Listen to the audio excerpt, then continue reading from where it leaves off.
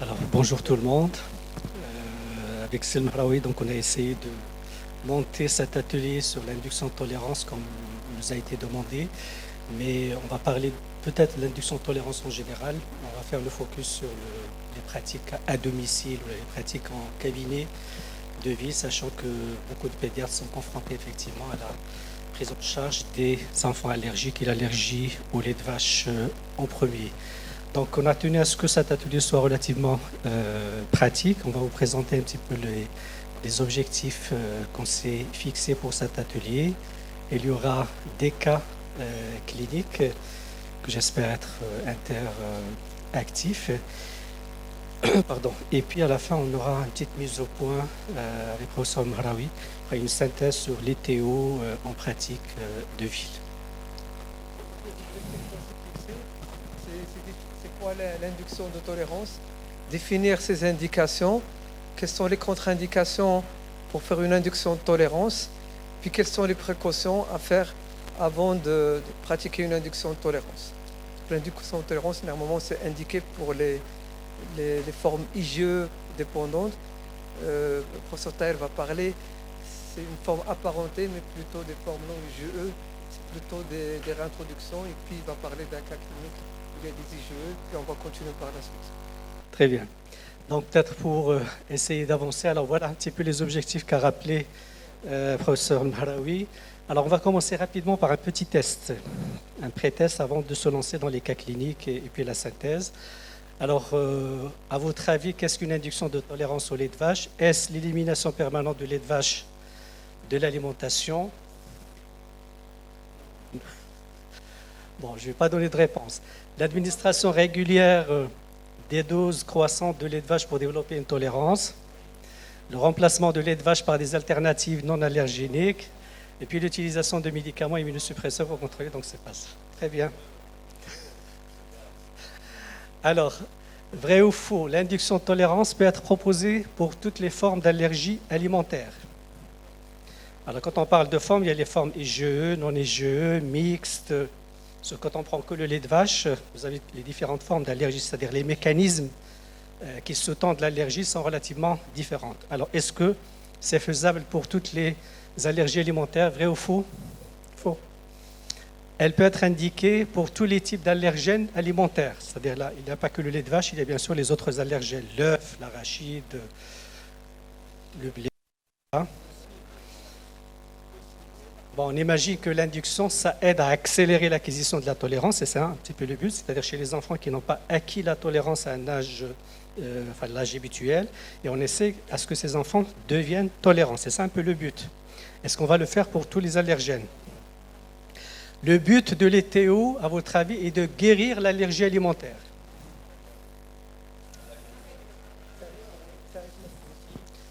Bon, on reviendra à la fin pour en parler.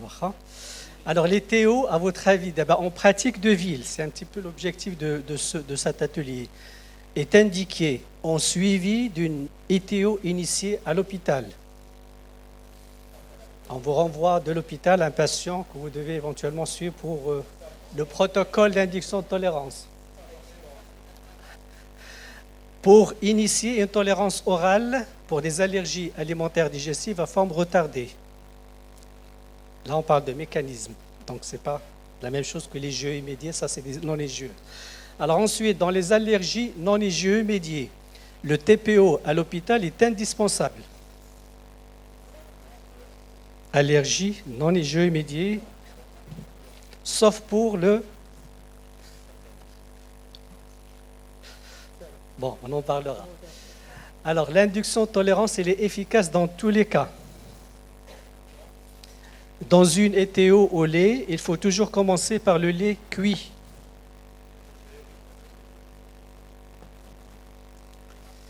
L'ETO peut provoquer des réactions sévères, habituellement plus avec le lait et l'arachide qu'avec l'œuf. L'ETO. Elle peut provoquer une œsophagite eosinophile. Bon, je n'ai pas mis NSP, j'ai mis rien vrai faux, j'aurais dû mettre ne sait pas. On peut ne pas savoir aussi. Alors, elle peut provoquer le décès. Puis, l'ETO en pratique de ville peut être initié quelle que soit l'attitude et l'engagement de la famille, avec juste un protocole de progression des doses bien encadré par l'équipe médicale. Juste le protocole, Rangoulou la famille.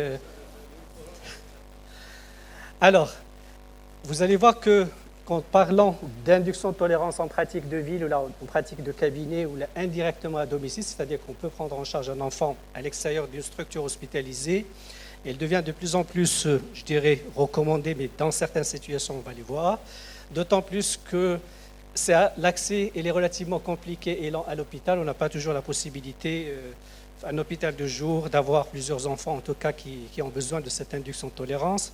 Et puis, il va falloir aussi agir sans trop attendre, parce qu'il y a un bénéfice pour l'enfant, c'est-à-dire le fait d'initier une réintroduction à domicile avec les précautions, on va les revoir, ça permet peut-être d'accélérer le processus de guérison. Alors, je vais juste rappeler, ça vous le savez, il y a des allergies, bien sûr, qui sont IgE médiées. Donc, le mécanisme implique les immunoglobulines E. Puis, il y a les allergies non IgE, qui peuvent être mixtes ou qualifiées aussi de retardées. Alors, parmi les allergies mixtes ou retardées, vous connaissez probablement le SAIPA, donc le syndrome d'entérocolite induit par les protéines alimentaires. Là, c'est une allergie non IgE, mais on ne peut pas réintroduire à domicile. On est d'accord?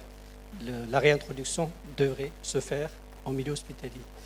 Alors, vous avez d'autres formes un peu moins sévères, la proctocolite, puis l'entéropathie induite par les protéines alimentaires.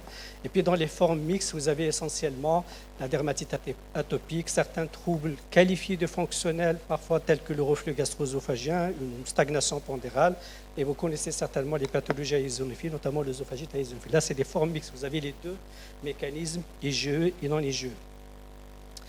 Alors, on va commencer rapidement par le premier cas clinique pour plonger un petit peu dans la pratique, si vous voulez.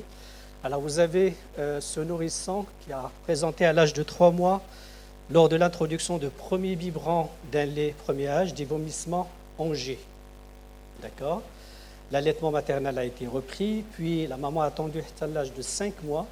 Elle a donné le deuxième biberon de lait de vache bien sûr, et l'enfant a présenté des vomissements au bout de 50 millilitres de lait ingéré, avec apparition 15 minutes après d'une urticaire généralisée, ce qui a motivé une consultation aux urgences où le diagnostic d'APLV a été retenu. Alors d'après sa présentation des symptômes vis-à-vis de l'ingestion de lait, donc vous êtes d'accord, ça fait une allergie aux protéines de lait de vache. À votre avis, le mécanisme serait IgE ou la non-IgE ou la mixte? Pourquoi? C'est rapide d'abord, et puis bien sûr, il y a la manifestation qui est donc l'urticaire, effectivement. Alors le nourrisson est mis alors sous hydrolysa de protéines de lait de vache. Bon, je ne vais pas rentrer dans la prise en charge de l'allergie. On recommande en première intention un hydrolysa de PLV. Et régime, bien sûr, d'éviction stricte de lait de vache et dérivés par la suite lors de la diversification. Alors, on avait fait un bilan biologique avec des prick tests lait de vache qui était à 7 mm pour un témoin de 3 mm. Il y avait des IgE spécifiques à 6 KU. Donc, principe, il faut la norme pour les IgE spécifiques, c'est 0,10. Il y a la norme internationale. Donc, au-dessus de 0,10, c'est positif normalement. Donc là, vous avez des IgE spécifiques au lait de vache à 6. Et à la caséine, là, c'est un petit peu l'allergologie moléculaire, c'est-à-dire on s'adresse carrément aux fractions protéiques de lait de vache qui sont impliquées dans l'allergie. Alors la caséine, il est à 4 KU, donc il est élevé. L'alpha-lactalbumine, il est à 0,13, à peine. Et la bêta-lactoglobuline, les IgE anti-bêta-lactoglobuline, qui était inférieur à 0,10. Bien sûr, l'éviction de lait de vache a été maintenue, on a poursuivi l'hydrolysa, on a commencé la diversification alimentaire. Je ne vais pas revenir sur les recommandations pour la diversification alimentaire chez les enfants allergiques. Elle doit normalement se faire quand pour les enfants non allergiques ou non atopiques. Alors, est-ce qu'il y a normalement une place au TPO? Vous avez une symptomatologie clinique, vous avez un bilan, des tests cutanés et des IgE spécifiques positifs. Est-ce qu'il y a une place au TPO pour le diagnostic d'abord? Parce que le TPO, mais une place uniquement pour le diagnostic. Oui. On n'en a pas besoin parce qu'il y a une histoire clinique. On a des tests qui sont posés. Donc, vous avez tous les éléments pour retenir le diagnostic d'allergie PLV. Donc, on n'a pas besoin de tests de provocation orale pour faire le diagnostic ou là, pour faire le lien avec l'ingestion d'ILE. Mais, donc, cet enfant présente effectivement une allergie, comme vous l'avez bien dit, de type IgE médié. Donc, on se base sur l'histoire clinique et les tests qui sont positifs.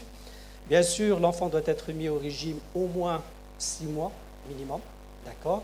Et en général, on va tenter la réintroduction, vous êtes d'accord, vers l'âge de 12 mois à peu près. Donc, le minimum 6 mois de régime. Alors, le TPO sera pratiqué, bien sûr, en milieu hospitalier, vous êtes d'accord, c'est une allergie qui est IgE.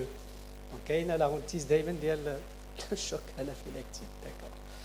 Alors, le TPO, donc, une fois décidé, va permettre, bien sûr, de déterminer, bon, on va voir s'il est positif ou là, et s'il est positif, quel est le seuil de réactivité, et de définir ainsi les premières doses à proposer, éventuellement en hospitalier ou là à domicile. Est-ce que c'est bon jusqu'à maintenant?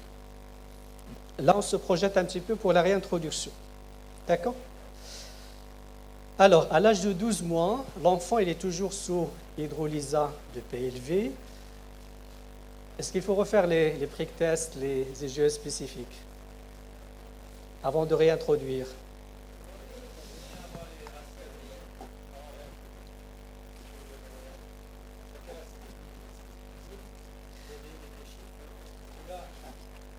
Oui, tout à fait. Il fallait seuil, oui.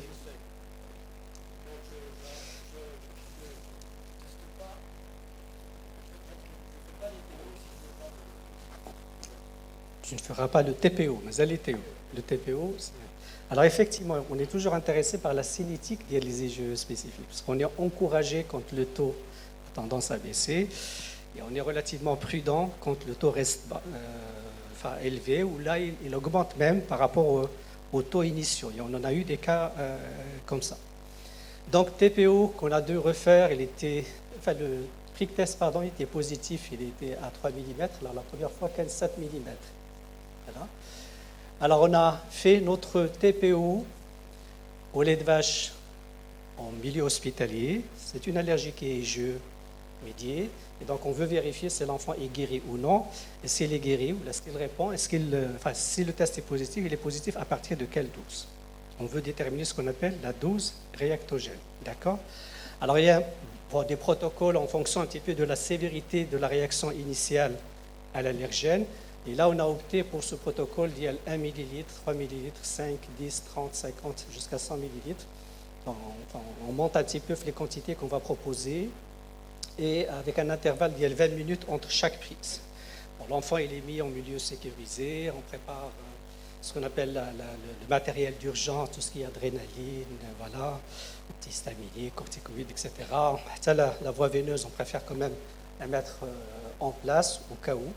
Et donc, on s'est entouré un petit peu de toutes les précautions. Alors, quand on vous dit que TPO au lait de vache, avec une dose cumulée d'il y a 200 ml qui est restée négatif, c'est-à-dire que la quantité totale de l'enfant depuis 1 ml à la dose finale, c'est-à-dire qu'on a en dose cumulée, c'est la dose cumulée, mais chez la dernière dose qui a été prise. Donc, la dose cumulée, on est arrivé à 200 ml et l'enfant n'a pas réagi. Donc, on est tranquille en quelque sorte, d'accord? C'est ça le premier cas de figure. Pardon? Ça prend une matinée. Donc, il faut convoquer l'enfant, il faut qu'il soit à jeun d'au moins 2 heures avant de démarrer les TO. 2 heures mais couché de préférence. On démarre le test de provocation. Donc, peut-on débiter une TO à domicile? Dans ce cas, oui, puisque c'est dans 200 ml où l'enfant n'a pas réagi. Donc, on peut, dès le lendemain, commencer justement à introduire le lait à domicile. Et la consommation du lait peut être démarrée donc dès le lendemain du TPO. Bon, je vais vous proposer quand même un petit protocole. Alors, si on initie bien sûr cette réintroduction à domicile, et si l'enfant présente des troubles digestifs, ça vous le savez probablement, le fait que l'enfant n'a pas pris de lait depuis des mois, il peut développer une intolérance au lactose. Et donc, on pourrait faire appel justement à un lait sans lactose pour le tout début, on va dire, de cette réintroduction. Et s'ils refusent le lait, parce qu'il arrive aussi que certains enfants refusent le lait, on pourrait leur proposer des équivalences. Il y a les yaourts, il y a les fromages, il y a des produits où vous avez du lait qui est caché, etc. Les biscuits, par exemple. Alors, là, vous avez une proposition de démarrage de réintroduction à domicile après un TPO qui était finalement négatif. Il y a même plus le lendemain à l'enfant, allez, vous pouvez prendre le lait sans aucun problème. Il faut quand même rester précautionneux le lendemain le test de provocation orale. Alors, démarrer à domicile, éventuellement en remplaçant 30 ml de l'hydrolysa par 30 ml d'un lait de croissant, parce qu'il s'agit quand même d'un enfant de plus de 1 an d'avant. Et puis, on augmente de 30 ml tous les 3 jours.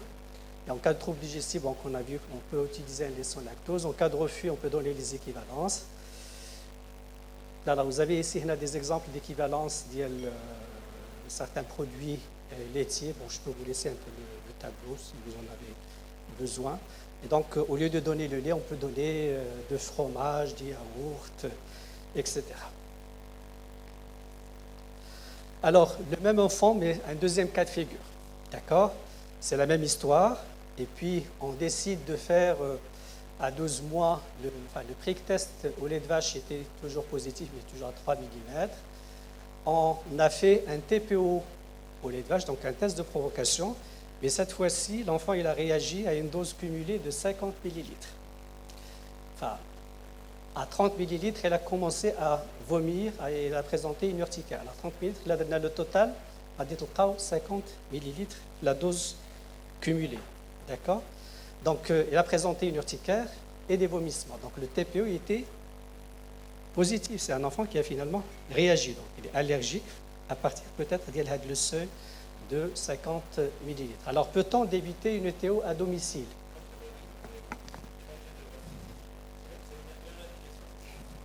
Voilà. Le premier cas, l'enfant était guéri, pratiquement presque.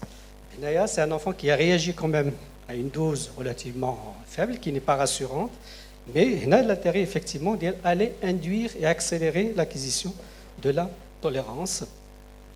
Et donc, oui, on peut débuter. Oui, mais il a réagi à 50 ml de dose totale. Il n'a pas réagi à 1 ml, à 3 ml, à 5, à 10, etc. Et donc, il a réagi, voilà. Alors, ce qui est recommandé, ce qui est relativement consensuel, c'est chauffeur. Alors, la consommation du lait peut être démarrée à domicile, là aussi, dès le lendemain. Mais il faut utiliser, de préférence, un lait sans lactose pour ne pas avoir de confusion avec les troubles digestifs qui seraient plutôt liés à un lait sans lactose. Alors, on démarre en général le 1/10 de la dose réactogène. La dose totale, l'enfant il a réagi à 50 ml. Le lendemain, il a 5 ml. Et puis, vous avez pour les propositions, donc, moi j'opte pour ce que font Flion.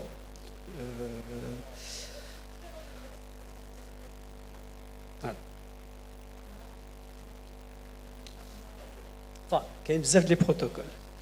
Alors, ce que je vous propose, par contre, ce qu'on avait souvent utilisé, peut-être Shafir sera du même avis. Alors, là, on a fait la dose, le TPO, l'enfant qui a réagi à 50 ml de dose totale. Alors, le premier mois, quand l'enfant les 10%. Il a réagi à 50 ml, il a le 5 ml par jour. C'est quotidiennement. Et puis, deuxième mois, un mois, on passe à 20%. On va doubler. Et on va augmenter à 10 ml. Et puis, le troisième mois à 40%, donc 4 fois les 5 ml. Et entre 4e et 6e mois, on a 80% de la dose réactogène. Mais quand on touche le 50 ml, parce que l'enfant il a quand même réagi à 50 ml. Il a atteint 50 ml qui coule toujours le risque. Mais c'est-à-dire, quand on a 80% de la dose réactogène, au bout de 6 mois, ça s'est passé tranquillement, il faut refaire normalement notre TPO. Toujours en hospitalier. 6 mois. On refait donc le TPO et on s'attend à ce que l'enfant réagisse à une dose relativement supérieure. Au lieu d'y à 50, peut-être il va réagir à 80 ou là, là, qui n'a rien à côté d'une structure, un service froid, mais à côté d'une structure quand même de réa, c'est toujours important. Donc, il faut même aviser les réanimateurs de préférence. On a eu des petites réactions, genre urticaire, vomissement. Non, non, non. Et le risque est là. Le risque est là. Donc, c'est très théorique. L'attitude est tout à fait logique et c'est ce qui est dans le livre et c'est ce qu'on voit partout. Le TPO, on introduit si les tests sont positifs. Mais en pratique, c'est pas comme ça qu'on le vit en ville. Si on propose un TPO, il est refusé 9 fois sur 10. Parce que la maman, pour elle, c'est pas un problème. Elle va attendre, il va guérir tout seul. Donc on ne va pas faire d'intolérance. Et donc si on veut introduire si on fait une intolérance, il faut le faire un petit peu en se débrouillant, en faisant courir le moins de risques à l'enfant. Mais il refuse souvent le TPO et c'est lourd à gérer un TPO pour des praticiens de ville quand on n'est pas à l'hôpital, etc. Donc la question qui se pose, c'est a-t-on le droit de faire une induction de tolérance sans faire de TPO? Et en pratique, on le fait. Même en France, ils le font. Après, vous allez me dire, vous courez le risque d'avoir une allergie sévère, mais quand vous voyez les échelles d'équivalence, par exemple, vous courez très peu de risques à donner un tout petit peu de beurre. Il y a 0,001 g de protéines. Donc la maman, déjà, elle commence à mettre un petit peu de beurre sur la lèvre de l'enfant. Il la tolère. Le lendemain, elle met un tout petit peu plus de beurre dans les légumes. Et après, elle met une demi-cuillère. Donc finalement, elle introduit des protéines de lait de vache à dose très très faible, qui sont moins faibles que le lait qui passe par les maternelles. C'est les laits maternels. Donc si vous déjà commencez à introduire donc, le beurre, et j'arrive souvent avec ces enfants à prendre 3-4 cuillères de beurre, ce qui est très bon pour lui. Et après, on peut introduire un quart de biscuit, qui contient très très peu de protéines de lait de vache. Donc quand je suis déjà à 3 cuillères de beurre et 2 biscuits, c'est même pas 1 millilitre de lait, ou 2 millilitres de lait si on calcule. Et là, on peut commencer à introduire progressivement. C'est ce que je fais en pratique. Il m'est arrivé de faire des TPO, mais en général, ils sont refusés par le... Et souvent, on passe le cap. Parce que la maman vous dit déjà, mais non, il prend déjà 2 biscuits. S'il prend 2 biscuits, c'est qu'il est déjà bien induit tout seul.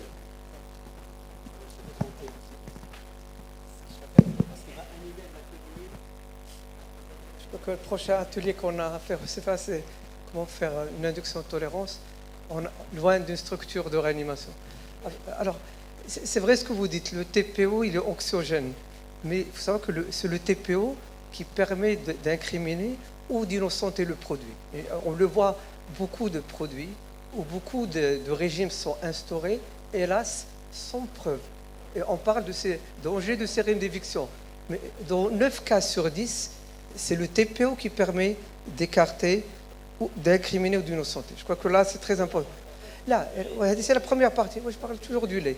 Alors, deuxième chose, pour l'induction de tolérance, c'est vrai que ça dépend du seuil, ça dépend de ce que l'enfant, à quoi il a réagi. Est-ce qu'il a réagi?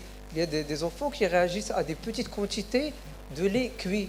Mais ça, je ne vais pas prendre le risque, à moins de connaître un avocat très célèbre, sinon vous allez compter par la brigade judiciaire. Ça dépend de l'enfant, on ne peut pas prendre... On commence pas généralement par du beurre. Vous savez, les Français, c'est pas un modèle. Les Américains, ils sont en avance. Ils sont les pionniers un peu dans ça. C'est pas du tout le modèle francophone qui est. On peut commencer, par exemple, le petit beurre contient 1,31 mm. D'accord? Où là, on peut demander à la maman de faire cuisson, de diviser. Donc, ça dépend. C'est comme l'œil du maquignon. Mais on ne va pas imposer, c'est chacun de soi. Mais c'est ne pas prendre de risques. On se base sur l'histoire clinique. Vous l'avez dit tout à l'heure sur la caséine, j'ai un taux de caséine. La caséine, c'est quoi? C'est un témoin de tolérance de l'œuf cuit, du lait cuit. Si j'ai un taux de caséine qui est à 100, alors je ne vais pas m'aventurer. Je ne vais pas prendre le risque. D'accord? Mais si je vois qu'il y a une cinétique en croissance de moins de 50%, si j'ai une maman, il me dit la dernière fois qu'il a touché le lait accidentellement, alors pratiquement, il a fait un test de provocation. Je ne vais pas prendre le risque. Mais s'il me dit il a pris un biscuit, il n'a rien fait, alors je vais lancer et je vais démarrer. Je vais lancer avec du produit, du lait cuit. Alors, normalement, les premières recommandations disent qu'il faut toujours faire un TPO. Laisse-moi parler. On dit qu'il faut demander. Alors, le professeur Taher a dit qu'on commence par 1/10 de la dose réactogène. Les Américains et les Anglais, ils disent juste commencer en dessous de la dose à laquelle on faut réagir. Mais les dernières recommandations disent qu'on peut, si l'histoire clinique est évocatrice, démarrer son TPO. Si l'histoire clinique est évocatrice. Oui, mais voilà, ce n'est pas toujours évocatrice. Parce que souvent, on le voit. Moi, je le vois. Alors, beaucoup de malades sont mis sur régime d'exclusion parce que... Ouais, je le vois. L'histoire clinique, c'est pour le diagnostic. Hein, tu parles du diagnostic. Parce que c'est le diagnostic... L'histoire clinique, on a des tests éventuellement. Mais... C'est Khalid, on a eu les cas inverses, c'est-à-dire des mamans qui ont peur de réintroduire le lait. Tu sais qu'il y a des mamans d'un certain niveau, en tout cas, qui ont dû refaire des IGE spécifiques, ou quelques cas des IGE qui sont toujours élevés. Les enfants, ils sont 3 ans, 4 ans, et on n'a pas encore pu les réintroduire.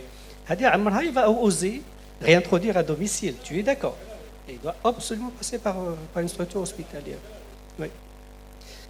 Bon, on va essayer d'avancer. Alors, j'ai un deuxième cas d'allergie au PLV, mais là, c'est une forme plutôt retardée pour vous résumer brièvement. Bon, je vais peut-être aller plus vite, désolé. Il y a un cas où l'enfant refuse, on pourrait justement passer par les équivalences d'IEL, le lait, etc. Alors, vous avez ce nourrisson âgé de 6 mois qui est adressé à la consultation pour bilan. Il a présenté à l'âge de 4 mois, depuis le sevrage de l'allaitement maternel, un eczéma diffus avec coliques, gaz, inconfort, pleurs fréquents. Plusieurs essais d'introduction de lait artificiel ont échoué, c'est-à-dire l'enfant à chaque fois il a ce genre de symptômes. Alors vous évoquez éventuellement un jour pathologique, des coliques, APLV forme IgE médiée, non-IgE, intolérance au lactose. Depuis l'introduction du lait de vache, l'enfant a commencé à présenter quand même des troubles cutanés et des troubles digestifs. D'accord ? Ce n'est pas l'expression d'une forme plutôt IgE, comme on l'a vu pour le premier patient. Et là, c'est plutôt des signes qui évoqueraient plutôt un mécanisme non IgE. D'accord. Alors, vous évoquez quoi finalement? Donc, la APLV de mécanisme plutôt non IgE. Alors, vous feriez des examens complémentaires, les PRIC, les IgE spécifiques.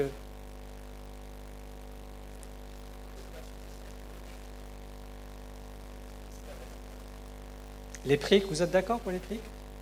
Ils vont être très négatifs. Ça, c'est une forme non IgE. Les PRIC, c'est dans les formes plutôt IgE, immédiates, etc. Donc, a priori, non. Patch test, éventuellement, mais justement, on ne fait plus. D'abord, le dialère test, il est en rupture.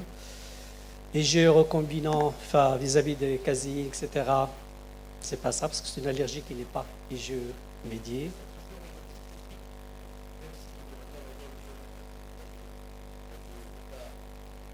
Et donc, machine en IgE.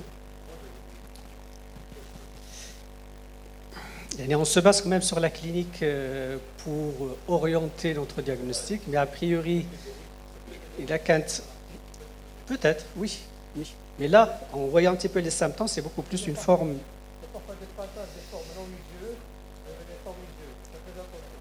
Et après, surtout.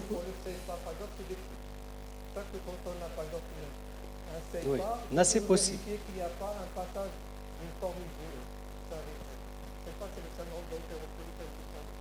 Voilà.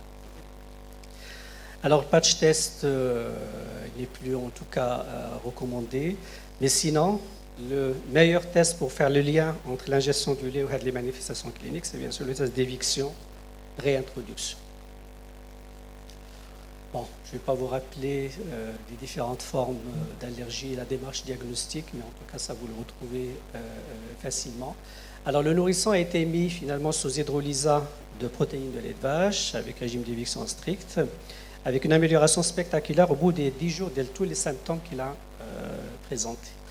Alors, la question numéro 1, une induction de tolérance orale au lait est-elle possible?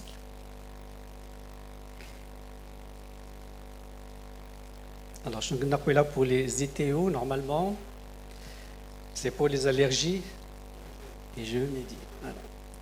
Alors, une induction, non. Il s'agit effectivement d'une allergie non IgE de forme digestive et cutanée. L'évolution est, dans la plupart des cas, favorable. La réintroduction est envisagée après 6 mois minimum d'éviction, donc vers l'âge du L10, 12 mois. D'accord? Et on peut même faire la réintroduction à domicile. Alors, faut-il refaire des tests cutanés ou là des IgE spécifiques avant d'entamer la réintroduction? Bon, c'est ce qu'a rappelé le professeur Mharaoui. Il y a parfois un switch vers les formes IgE. Et donc, là où il y a une forme IgE, après 6 mois minimum d'éviction, et c'est possible, le protocole de réintroduction, c'est différent. D'accord? Donc, on refait les tests juste pour ne pas tomber justement dans ce cas de figure. Voilà, donc risque de passage effectivement à une forme IgE dépendante. Alors, sinon, comment entamer la réintroduction à domicile? On va supposer que les IgE étaient négatifs, les prick tests aussi négatifs, donc c'est une forme qui est restée non IgE. Alors, les manifestations initiales n'étaient pas vraiment sévères, vous êtes d'accord? Les coliques, les régurgitations, etc. Alors, vous avez là des exemples de protocoles de réintroduction. Alors, on n'est plus vraiment dans l'induction de tolérance, vous êtes d'accord? Mais plutôt dans la réintroduction, dans une forme relativement pas trop sévère, enfin pas sévère comme dans les formes IgE médiées. Donc là, on pourrait justement commencer par 1 millilitre le premier jour, 2 millilitres, puis on augmente à 5 millilitres au bout d'une semaine, puis on double la deuxième semaine. Donc vous avez des protocoles qu'on pourrait justement utiliser facilement à domicile. Il suffit juste de prendre une petite fiche et expliquer à la maman comment réintroduire le lait. Et vous avez le site de l'allergodiète, où vous avez un petit peu les étapes un peu plus détaillées. Vous avez même la possibilité d'utiliser des équivalents, le lait, on va dire cru, le lait cuit ou le lait dans les biscuits. Et donc vous pouvez justement vous aider pour des équivalences, 1 millilitre, 2 millilitres, et ainsi de suite. Donc pour résumer ce deuxième cas, alors vous avez des symptômes retardés, digestifs, cutanés. C'est dose dépendant relativement en général, mais en tout cas, on n'a pas besoin d'explorer, on se base beaucoup plus sur la clinique et en cas de doute, on fera ce qu'on appelle le test d'éviction, réintroduction. La durée de l'éviction, 2-4 semaines, ça c'est pour le diagnostic, mais sinon on peut la poursuivre si une amélioration est retenue. Et puis on fera quand même des pricks ou des IgE avant la réintroduction pour ne pas tomber dans le cas de switch vers une forme IgE. Voilà, donc je te laisse. Merci Saïd. On va commencer par un petit cas clinique très rapide. Je crois que c'est le premier cas auquel on a fait une induction de tolérance, 15 mois, naissance normale, allaitement maternel jusqu'à 6 mois. Donc il fait des symptômes un peu d'urticaire, de vomissement. Alors, urticaire à 10 mois. Bon bilan, donc très positif. Alors la caséine, c'est un témoin de tolérance du lait cuit. Quand on a une caséine qui est très élevée, ça veut dire qu'il ne va pas tolérer le lait cuit et bien sûr le lait cru. On va parler un peu dans les indications de comment on induit la tolérance. Alors, quand on dit également lait cuit, je rappelle que le lait UHT n'est pas un lait cuit. Le lait cuit, c'est un lait qui doit être plus de 15 degrés à plus de 300. Et parfois, pardon, merci Saïd. Et parfois, quand on fait l'introduction, vous avez que le lait cuit, le biscuit, c'est un lait qui est très très cuit, mais avec donc du blé. Donc ça change toute la conformation spatiale de l'antigène et ça devient plus tolérant. C'est pour ça que quand on fait des réintroductions, on fait souvent avec des biscuits. Donc on change et la conformation de l'épitope, et on change et on augmente la tolérance. Donc voilà, l'éviction stricte dérivée du lait. Et puis donc, voilà, je passe très très rapidement. On a essayé de faire une réintroduction. Il a fini un TPO à combien? À 6 mm. Voilà, qu'est-ce qu'on fait par la suite? Alors, avant de faire, il y a des précautions. On ne fait pas un TPO, c'est beaucoup de stress, c'est beaucoup d'adrénaline. Il faut informer, il faut un consentement éclairé, il faut ne faire que ça, il faut un équipement pour réagir. Il faudrait qu'on ait de l'adrénaline, de la corticothérapie, de quoi prendre, un personnel qualifié, on dit même un psychologue à côté, diététicienne, le véhicule de l'aliment. C'est pas enfermé. On peut le faire dans le cabinet, faites-le, mais essayez l'équipement pour le faire et pour réagir en cas de réaction. Il faut être préparé à réagir. Tout peut arriver. Tout peut arriver. Tout peut arriver à n'importe quel moment. Donc ça, c'est le... Alors, il faut un consentement éclairé des parents. On n'impose pas. Ce n'est pas un traitement qui est de choix, une nécessité au cas où les parents doivent adhérer. C'est une proposition. Donc, il n'y a pas une obligation de résultat. Il faut faire... Il faut par la suite, c'est tout un travail quand on doit démarrer l'ITO, c'est réagir au téléphone, que les parents aient un schéma à adopter en cas d'exacerbation et qu'ils aient un trousse d'urgence et qu'ils savent comment l'utiliser. Le stylo d'urgence, ça coûte, il faut savoir le manier, comment le faire, et ça c'est très important, ça se périme très rapidement, ça coûte, c'est pas démarrer, il faut absolument qu'on ait le... Ouais. Voilà, donc alors la trousse d'urgence, je vais passer très rapidement, ça dépend des réactions. S'il a fait un œdème déclinique avec une anaphylaxie, il est nécessaire d'avoir une trousse d'urgence avec l'anapène ou l'ibipène. Vous voulez, il y a le 150, le 300. S'il a fait une petite réaction qui est modérée, on peut se contenter d'une trousse d'urgence avec la corticothérapie, l'antihistamine. L'adrénaline, c'est très anxiogène. Ce n'est pas parce que vous la donnez que ça rassure. Elle-même, c'est très très anxiogène. Donc il faut toujours avoir un peu cette trousse. Alors quand est-ce qu'il faut donner donc l'aliment, parce que l'ITO c'est un aliment qui doit prendre tous les jours. Alors à votre avis, est-ce que laisser le soir au coucher, à un moment où l'enfant peut être surveillé, à distance d'un effort physique, ou à n'importe quel moment de la journée? Voilà, on va parler tout à l'heure des cofacteurs. Dès qu'il y a un métabolisme, un hypermétabolisme, qu'il y ait de la fièvre, des menstruations chez la fille, un effort physique, le stress des parents, une grande période de pollinisation, un effort physique, une fièvre, une diarrhée, tout augmente la libération des mastocytes et la réaction un peu allergique. Donc généralement on dit 2 heures avant le coucher. Les Anglais disent le dîner, mais le dîner, le souper des Anglais, ce n'est pas notre souper. Souvent, l'enfant, il mange, il dort. Donc ça, c'est très important où là, il prend le goûter. Donc il faut vraiment choisir il faut un consentement des parents, il faut qu'ils adhèrent, très important. Alors, Marie me présente une étude 15 minutes après une dose de 30 mm, ayant répondu rapidement à un antihistaminique. Votre attitude consiste à arrêter l'induction de tolérance. Vous revenez au palier inférieur, vous recommencez la même dose le lendemain car la réaction était peu sévère. Vous préconisez de faire un dosage désigeux spécifique du lait. On revient au palier inférieur. Oui, c'est la réponse la plus correcte. On fait un petit... Bonjour, ça va bien. On fait un petit break et on revient. On va voir tout à l'heure qu'il y a des précautions. S'il oublie 2 fois... 2 soirs, mais s'il fait un arrêt d'une semaine ou 15 jours, ça il faut recommencer tout à zéro. Mais une journée, 12 journées, c'est acceptable. Gastro-entérite, ça change un peu. Hein. Là, je crois que ça c'est très important pour le... Alors, la maman vous a appelé donc un jour parce qu'au décours d'un week-end, il a oublié de prendre le produit. Qu'est-ce qu'on fait? On continue sur la même dose, on diminue la dose de moitié, on augmente progressivement, on double la dose, on refait un TPO. B. Donc on diminue un peu de moitié et on essaie de remonter. On peut créer un nouveau palier. Donc ça c'est l'induction de tolérance.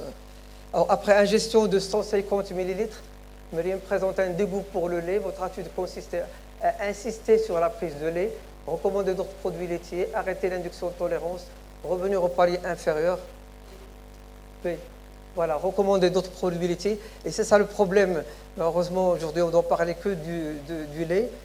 Moi, j'ai un enfant, donc on a fait une induction de tolérance à l'œuf, mais il n'aime plus l'œuf. Il prend des petits pains, de la viennoiserie, qu'importe. Moi, c'est pas important qu'il prenne du lait cru, les enfants, mais qu'il prenne des produits laitiers. L'objectif de l'induction de tolérance, c'est que l'enfant ne meure pas, qu'il ne fasse pas un choc anaphylactique un jour à l'école. C'est ça le but de l'induction de tolérance.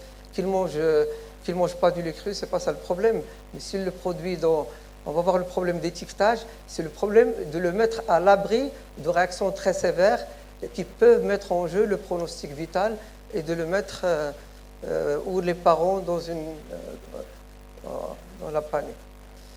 Alors finalement, donc, il prend la même quantité, donc on arrive à une dose de 150 ml, c'est la dose, la dose qu'on vise un peu, disons la dose terminale. Après, on peut travailler beaucoup sur les produits laitiers. On sait que le 125, par exemple, d'un yaourt, c'est l'équivalent de à peu près 140 millilitres. Et enfin, que je vous dis, alors vous avez, c'est pour ça que je dis le modèle français, il ne faut pas qu'on le copie, il faut qu'on sorte de ce modèle francophone. Si on prend le yaourt, notre yaourt, et on le pèse, on trouve qu'il n'y a pas de 125. J'ai passé le temps à faire des dosages avec les balances, avec notre vache qui rit, n'est pas le même dosage que la portion de vache qui rit qu'il y a. D'accord ? Alors, il faut absolument une échelle marocaine et ne pas copier d'un modèle et le transposer dans notre climat. Il faut vraiment étudier. Vous allez voir un peu tout à l'heure qu'on a... Pardon ? Par exemple, la portion de vache qui rit contient du 40 au lieu de ce qui est en France du 48. Le Kinder chocolat, c'est à peu près le même. Deuxième problème, c'est qu'on ne trouve pas l'étiquetage. Chez nous, ce n'est pas une loi comme ailleurs où tout ce qui est doit figurer dans le produit. Chez nous, il n'y a pas de législation comme ça. Ailleurs, tu passes, tu scannes, tu sais il y a du lait ou il n'y a pas de lait. Le problème, c'est qu'il n'y a pas d'étiquetage. Vous allez voir que, par exemple, pour le petit lait, il y a 1,3 millilitres. Le Kinder chocolat, il y a 3,6. Le pain biscuit, il y a 5,8. D'accord ? Le beurre, c'est 2, millilitres de beurre. Donc, on varie un peu sur le pain pasquois, c'est 5,6. On essaie de varier un peu pour avoir la même portion. D'accord ? Mais on ne doit pas imposer Donc, voilà. Donc, une fois qu'il arrive à une consommation, à la consommation de 150, ça y est, il est guéri. Mais il doit maintenir un peu pour ne pas oublier, pour que le système immunitaire n'oublie pas. D'accord ? 2 fois par semaine, 3 fois par semaine. Mais on va voir qu'il y a une différence entre désensibilisation et guérison. Guérison, pratiquement, s'il oublie 15 jours, 3 semaines, ce n'est pas un problème. Mais la désensibilisation, dès qu'il oublie un peu de temps, on va perdre tout ce qu'on a gagné en immunité. Donc il faut qu'il continue à manger régulièrement le produit. Voilà l'échelle dont a parlé le professeur Taher tout à l'heure, mais je vous dire, il faut changer par exemple, le yaourt nature, chez nous, c'est le 140 millilitres. Je me suis amusé à peser, ce n'est pas le même contenu pour le Kiri, c'est 40 millilitres. Hein. La portion, c'est 40 millilitres de produit. En cas clinique numéro 2, je vais passer très très rapidement. On va introduire ça. Ça nous faut qu'il y ait consulté, on n'a plus le temps, donc il finit. Voilà ce que disait tout à l'heure le professeur Taher. On commence par 1/10 de la dose réactogène, mais en fait, certains commencent, les Américains qui sont les pionniers, commencent par en dessous de la dose auquel l'enfant il a réagi. Et puis on essaie d'augmenter. L'important de rester au-dessous de cette dose. 1/10, c'est une bonne dose, mais ce n'est pas dans tous les protocoles. Voilà un protocole, ça a été tout à l'heure, une demi-portion de kiri, on ne voit pas, on augmente. Vous voyez, il faut être un bon cuisinier, il ne faut pas stresser beaucoup, il faut avoir une bonne balance. Il faut des parents qui connaissent un peu là, qu'ils adhèrent et qu'on peut vous donner tout. Vous voyez quelques adhérences. Je crois que ça, c'est des trucs voilà, l'huile 3,3 mm, l'équivalence.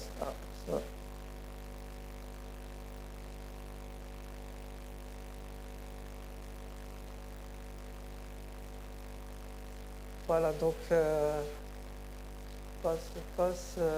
le Raibi, par exemple, c'est 100 ml d'équivalence de lait. Un kiri, c'est 44 ml. Et voilà, vache kiri, c'est 44 ml. Ce n'est pas comme Hada. Voilà, le contenu n'est pas le même. C'est pour ça que je vous dirais, il faut qu'on sorte du modèle un peu francophone et qu'on essaie d'adapter notre échelle un peu propre. Voilà, par exemple, chez Mriem, la petite fille, voilà l'évolution du taux de caséine. Voilà comment il a diminué de 5,8.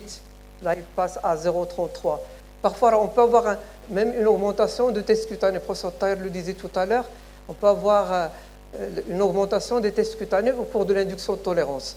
Ça, c'est des mécanismes qu'on peut avoir. Donc, c'est pas... Alors, rapidement, je peux dire que la fréquence de l'allergie alimentaire, ça va, et vous allez voir un peu que la nouvelle génération va avoir de plus en plus d'allergies alimentaires. Pourquoi? Parce qu'on a changé nos habitudes alimentaires. On commence à copier des modules à l'occidentaux. Personne n'allait. La prise, les laboratoires qui font la pluie, le beau temps, et personne n'allait. Il n'y a plus d'allaitement maternel. Et comme je le vois pour le service, tout le monde est avec biberon. On a la misère et le biberon. Ouais, c'est un truc, ouais. D'accord. Alors, qu'est-ce qu'ils font? Et surtout, donc, ces biberons transitoires donnés à la salle d'accouchement, quand la maman désire allaiter, c'est la meilleure façon d'augmenter l'allergie aux protéines de lait de vache. Vous voyez, donc, la maman ne veut pas allaiter, veut allaiter, mais on introduit le lait de vache, et puis donc, on l'arrête, et c'est comme ça qu'on sensibilise l'enfant, et il devient allergique aux protéines de lait de vache. On avait les hôpitaux amis de bébés, mais les choses ont beaucoup changé. Alors, voilà, donc l'induction tolérance, c'est induire une tolérance aux aliments en absence de guérison naturelle. Ce qui a été dit tout à l'heure, mais si Bnen n'est pas là, ça n'intéresse pas peut-être. Alors, on sait que ça va guérir, mais on essaie juste d'accélérer. C'est ça l'induction tolérance. On suit la nature, d'accord? Par exemple, pour le lait de vache, on sait qu'il va guérir à un moment ou à un autre, mais ça ne pose pas beaucoup de problèmes. Mais le topo d'aujourd'hui, c'était pour l'induction de lait de vache. Alors, il y a des facteurs qui influent. On a parlé tout à l'heure de la cuisson. Et vous allez, quand on va commencer l'introduction, on va commencer par le lait cuit. Le lait cuit, donc, il change la structure conformationnelle des épitopes. Il change, il les casse et il le tolère. Et la tolérance du lait cuit va accélérer la tolérance du lait cru. Voilà, on commence par le lait cuit, et puis on arrive. Et quand on dit le lait cuit, généralement, commence par des biscuits. On va voir un peu tout à l'heure. La digestion, le terrain génétique, et puis la perméabilité. On a parlé tout à l'heure de certains facteurs de risque, l'effort, les règles, les menstruations, une grande période des pollens, l'effort physique.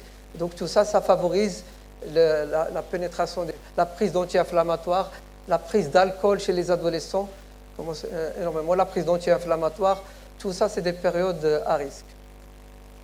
Alors, c'est facile, on a parlé tout à l'heure de dire ça y est, il n'y a rien plat, tu ne prends pas le produit, mais ça, un peu, c'est la solution des paresseux. Ne prends pas le produit.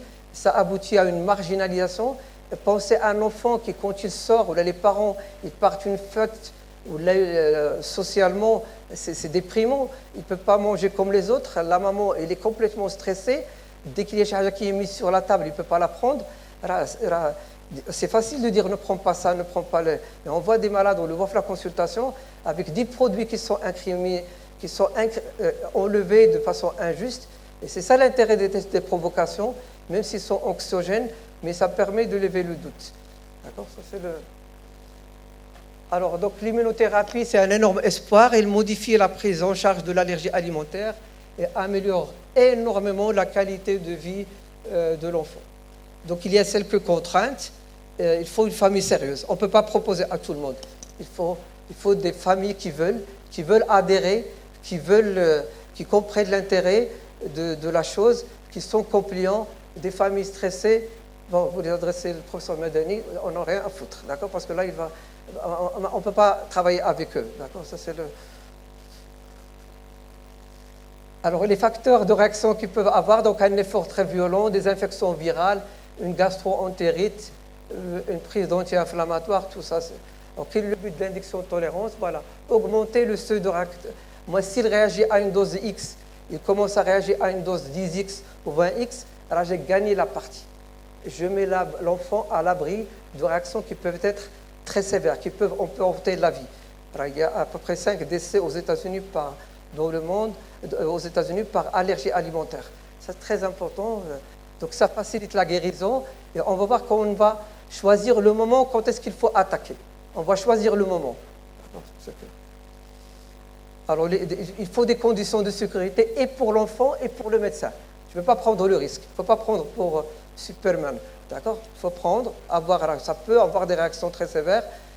Je ne dois pas mettre la vie de l'enfant en péril. Je dois choisir le bon moment.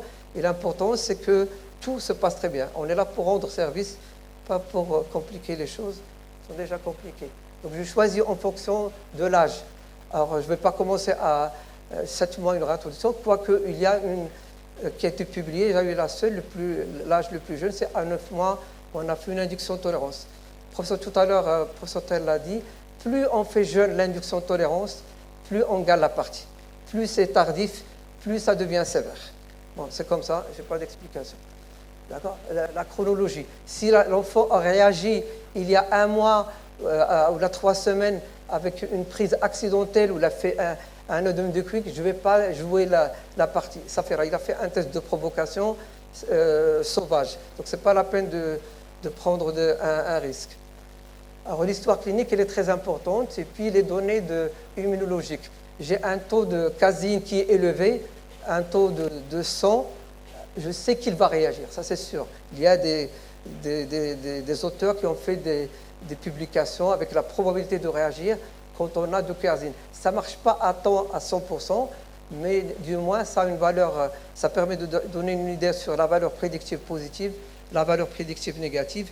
J'ai un taux qui est moins de 0,93. Je sais qu'il y a une très faible probabilité, soit quoi que parfois on a des surprises. Les chiffres, ça reste des chiffres, on ne peut pas toujours mettre tout un peu. Donc ça, je l'ai dit. Donc, voyez, donc comme j'ai dit, la caséine, ça dit tout à l'heure, professeur Taïr, la caséine, c'est un allergène majeur du lait, c'est un témoin de tolérance de l'œuf cuit. L'alpha-lactabumine, la bêta-lactoglobuline, c'est protéine du lactosérum, c'est thermolabile, c'est détruit par la chaleur. Quelqu'un qui ne tolère pas le lait cuit, alors il ne va pas tolérer le lait cuit, le lait cru. Quelqu'un qui ne tolère pas le lait cuit, il ne va pas tolérer le lait cru. Donc je commence toujours par le lait. Alors vous voyez que les principes, il y a une phase où je vais très très vite, ce qu'on appelle la phase d'escalade, et puis la phase de maintien ou la phase d'accélération de la tolérance. Alors voilà, donc le but, soit que j'aboutis à une désensibilisation, voilà, c'est qu'il tolère une certaine dose du produit, j'augmente le seuil, il réagissait à une dose X, il commence à réagir à une dose X, j'ai gagné la partie, je le mets à l'abri de réactions très sévères, où là j'aboutis à une guérison, donc il ne réagit plus au produit, c'est ce qu'on appelle la tolérance, et là il n'y a pas de consommation, il n'y a pas de nécessité de consommation régulière. Enfin, je ne vais pas, on va pas parler de mécanismes, mais on change toute la réaction IgE, les TH1, TH2. Le professeur Taïr qui adore le microbiote, je lis 2 jours, 3 jours un article. L'immunothérapie, l'UTA, peut changer le microbiote de l'individu. Donc ça a été décrit un article très très récent pour lui. Alors la théoporchie, c'est pour un enfant une allergie qui persiste. C'est l'œuf, mais c'est pour un enfant où il a fait une réaction sévère. Alors tout à l'heure on parlait de réactions très sévères. Les articles qui étaient il y a quelques années disaient que pour les anaphylactiques, ce n'est pas la peine de prendre un risque. Maintenant, il y a un article que j'ai lu cette semaine où il dit que pour les qui ont fait une anaphylaxie, on peut prendre le risque. C'est pour ces malades, on a le plus besoin de les mettre à l'abri. Vous voyez, les souches sont en train de changer, mais l'induction tolérance, c'est un éternel mouvement. Il y a beaucoup de choses qui sont en train de changer. Il faut qu'on ait un asthme contrôlé. Il faut que les parents, les patients sont motivés. Ailleurs, on demande l'avis de l'enfant. À partir de 7 ans, on a le devoir de demander l'avis de l'enfant. À partir de 7 ans. Vous voyez comment au Maroc, bon. Il faut que... Alors, donc, il y a une phase d'induction. Ça a été dit tout à l'heure, on peut demander par 1/10 de la dose lactogène, mais ce n'est pas toujours le cas. Les précautions, ne pas dépasser la dose maximale. L'augmentation doit se faire en hospitalier. L'éducation aux cofacteurs dont on a parlé tout à l'heure. Période d'infection. L'exercice physique qui vraiment est un facteur stimulant. Le stress, les menstruations, la prise d'alcool chez l'adolescent. en cas de réaction, descendre au palier antérieur ou faire un palier supplémentaire. Donc ça, c'est le...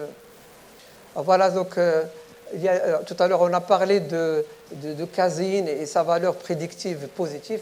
À moins de 0,35, il y a des études là qui ont montré que pratiquement, il n'y aurait pas de réaction. D'accord ? La caséine à 0,9, on a 80% de valeur prédictive négative. Vous voyez que ça, c'est très... Alors, type de lait, donc voilà, chèvre-brebis, je crois que le professeur Taher a insisté tout à l'heure. Le substrat, donc j'insiste. Alors, sans lactose, vous voyez qu'au début, souvent, quand on ne prend pas de lait, les gens ne tolèrent pas le lactose. Donc, on essaie, s'il fait des problèmes, ou une gêne, ou la flatulence, ou tout ça, on essaie d'introduire avec du lait sans lactose, comme ça a été dit tout à l'heure. Je termine dans une minute. Alors, l'induction de tolérance, donc toujours voilà, donc par des produits cuits, surtout dans les formes légères. Alors, dans les formes non IgE, pratiquement, c'est pas une induction de tolérance. L'induction de tolérance, c'est pour les formes IgE. Quand on fait non IgE, c'est plutôt de la réintroduction. Et pour qu'on soit clair, hein, donc IgE, c'est...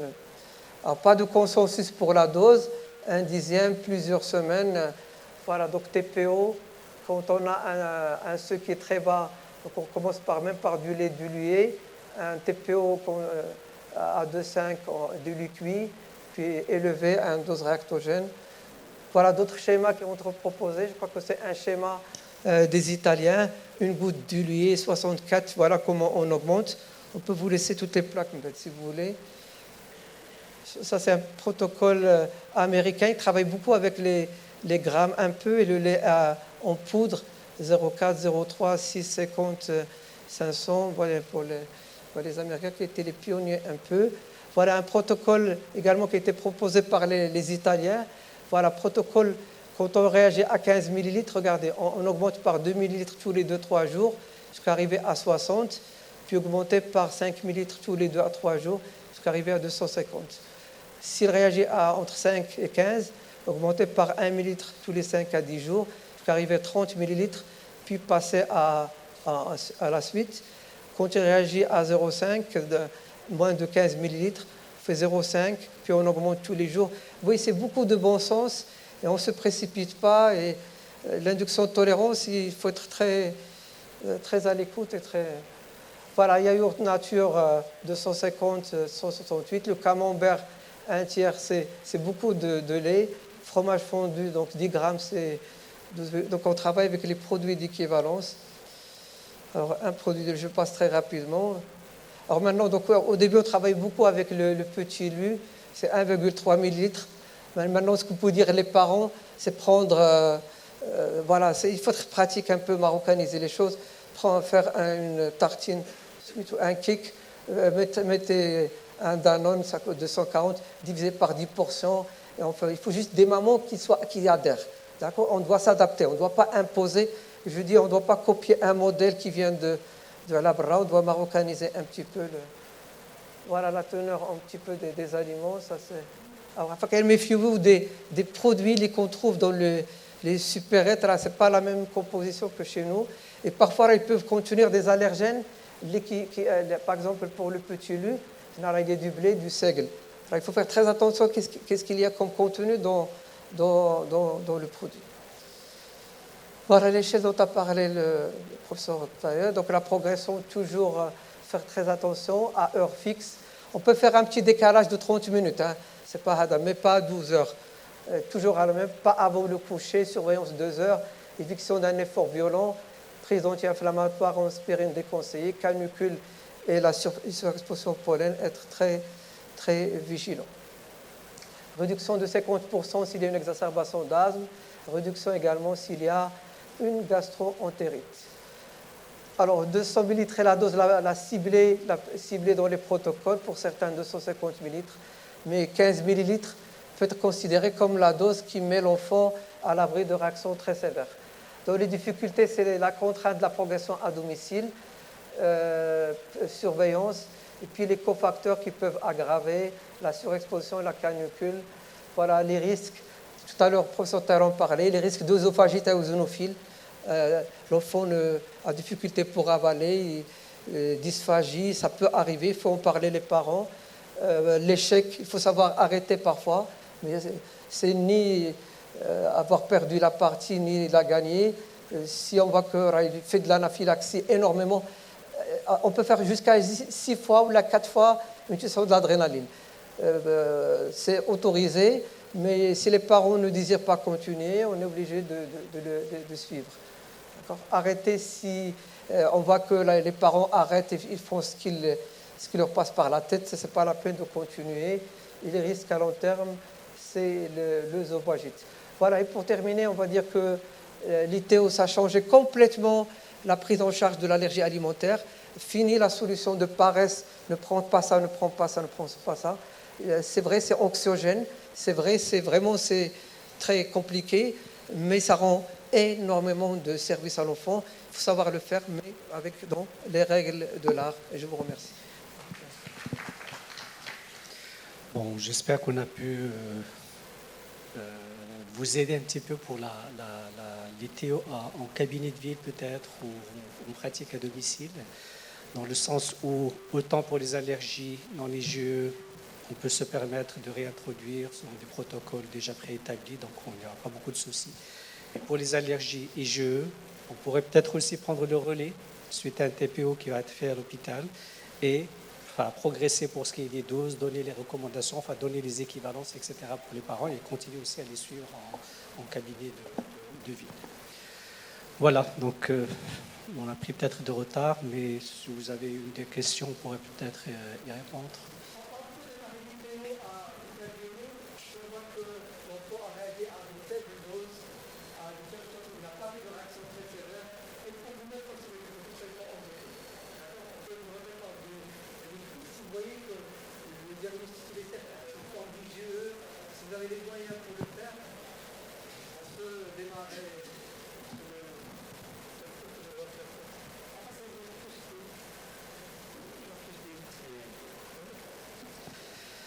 Sinon, merci pour votre patience.